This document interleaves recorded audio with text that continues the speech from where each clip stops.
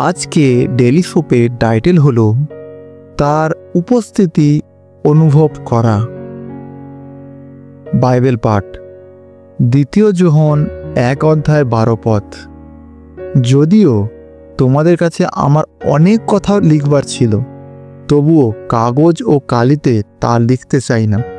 তার চেয়ে আমি তোমাদের কাছে গিয়ে মুখোমুখি কথা বলবার আশা করি, যেন আমাদের আনন্দ পূর্ণ হয়।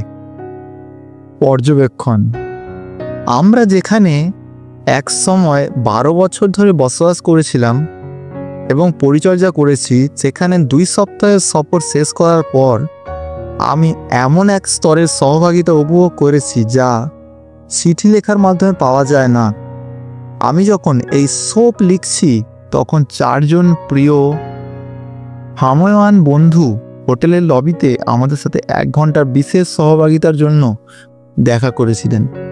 প্রিয়জনদের সান্নিধ্য উপভোগ করতে, প্রশ্ন জিজ্ঞাসা করতে এবং উত্তর দিতে, মুখের অভিব্যক্তি দেখতে, কণ্ঠস্বর শুনতে, এগুলি আরও গভীর স্তরে যোগাযোগের সুযোগ করে দেয়। তাদের উপস্থিতি ছিল তাদের ভালোবাসার প্রকাশ। যোহন যাদের কাছে লিখছিলেন তাদের ভালোবাসতেন এবং তিনি তাদের সাথে হৃদয়গ্রাহী কথোপকথন চেয়েছিলেন। তিনি তার বার্তা বুঝতে পেরেছেন, তা নিশ্চিত করার জন্য পূর্ববর্তী প্রশ্নের সুবিধা চেয়েছিলেন।